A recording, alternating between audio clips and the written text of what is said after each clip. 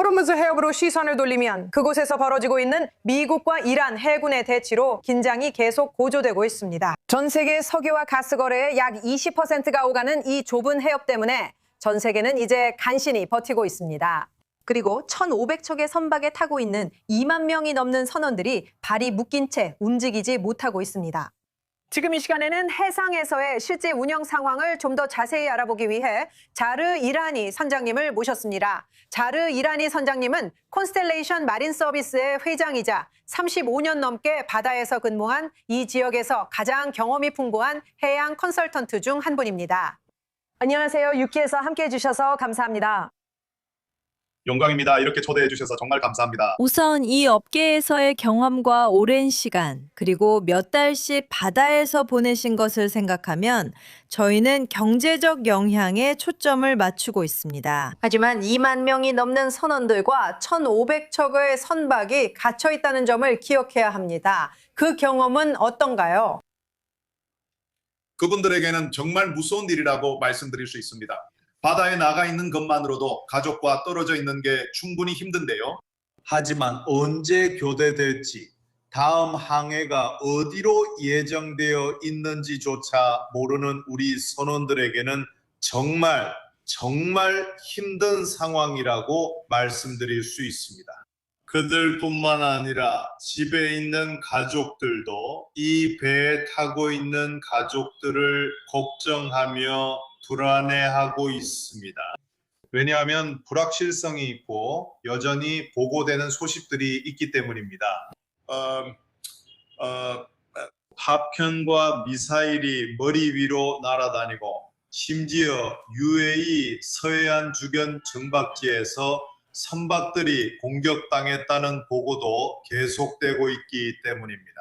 그럼 어떻게 되나요? 그들은 음식을 어떻게 구하죠? 전기나 휴대폰 충전할 곳이 있나요? 아니면 외부와 완전히 단절됐나요?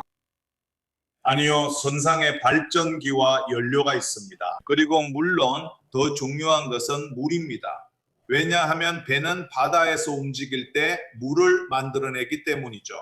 하지만 정박해 있을 때는 담수 생성이 어렵습니다.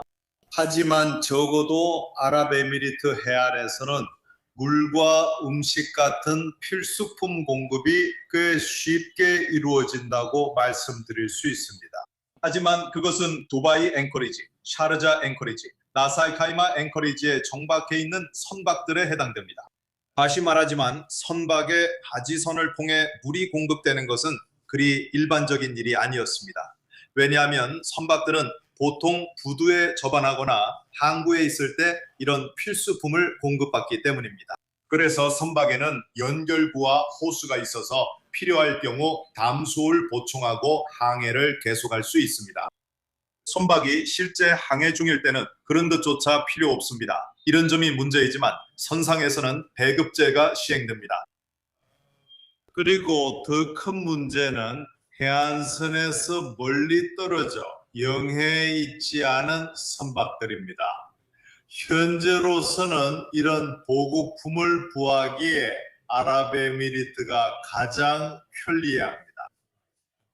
케이프를 우회해서 대체 파이프라인을 이용하는 어떤 우회 경로가 있나요? 일단 들어가면 들어간 겁니다. 불행히도 호르무즈 해협을 벗어나지 않는 한 그들은 나올 수 없습니다. 그래서 선박이 안으로 들어오지 않을 때는 우회가 하나의 선택지인 거군요. 아라비아만 이렇게 말해도 되겠죠? 하지만 이미 안에 들어와 있다면 화물이 있든 없든 어떻게든 나갈 방법을 찾아야 하고 그 다음에 용선을 구해서 해결해야 하죠. 선박들이 있고 일반 선주들이 이런 일을 하고 있습니다. 선박들은 물을 만들기 위해서 계속해서 걸프만을 오르내리며 항해하고 있습니다. 하지만 연료를 태워서 담수 생성기를 계속 가동시키는 것은 물을 만드는데 매우 비싼 방법입니다. 바다에 갇혀 있으면서도 물을 구하기 어렵다는 게 그러니까 직관적으로는 이해가 잘 안 되는 이상한 일이에요. 머리로는 잘 받아들이기 힘들지만 그게 정말 심각한 문제라는 건 알아요. 마지막으로 우리가 떠나기 전에 걸프 지역에서 수십 년간 경험을 쌓으신 입장에서 대중이나 정책 입안자들이 해운 산업과 세계 경제에 미칠 장기적인 영향에 대해 과소평가하고 있을 수 있는 한 가지가 있다면 무엇일까요? 제가 개인적으로 느끼기에 선언교대가 이루어지는 것은 정말 중요한 부분이라고 생각합니다. 대학이 끝났거나 집에 진짜 긴급한 일이 있는 선원들은 교대자를 구하는 것이 매우 어렵다는 것을 겪고 있습니다. 누구도 제정신인 사람이라면 전쟁 지역에 있는 선박에 비행기를 타고 가서 승선하고 싶어 하지 않기 때문입니다. 물질적인 보상이 주어진다 해도 계약이 끝나거나 긴급 상황이 발생했을 때 교대하는 것은 여전히 매우 어렵습니다. 그래서 선주군들이나 가족분들께는 꼭 참고 견디셔야 한다고 말씀드리고 싶습니다. 이 시기는 안타깝게도 매우 힘들고 정말 이례적인 시기입니다. 하지만 만약 UAE를 오가면서 승선할 의지가 있는 선원이 있다면 선원 교대는 가능합니다. 저는 UAE에서 22년 살다 지금 고향 푸네에서 휴가 중입니다. 하지만 제가 어제까지 알고 있는 소식통에 따르면 선원 교대가 꽤 활발하게 이루어지고 있다고 말씀드릴 수 있습니다. 그리고 정박지에서는 급수도 이루어지고 있습니다. 두바이 정박지에는 200척이 넘는 선박이 있습니다. 이곳은 식수, 식량, 배급품, 연료 등이 이 선박들에게 공급되는 가장 활발한 항구 중 하나입니다. 그래서 이런 일들이 일어나고는 있지만 그 수는 많지 않습니다. 말씀드렸듯이 물류가 문제입니다. 물 공급을 위해 드나드는 바지선은 두세 척에 불과하며 이 바지선들이 물이 필요한 많은 선박들에게 물을 공급하려고 애쓰고 있습니다. 그래서 가능하긴 하지만 매우 절박한 상황입니다. 이것은 정상적인 상황이 아니며 그 배에 타고 있는 선원들과 그들의 가족들에게 매우 걱정스러운 일입니다. 네, 정말 감사합니다. 실제 내부 사정이 어떤지 알게 되어 정말 흥미로웠습니다. 자르 이라니 선장님, 다시 한번 감사드립니다. 초대해 주셔서 감사합니다. 영광이었습니다.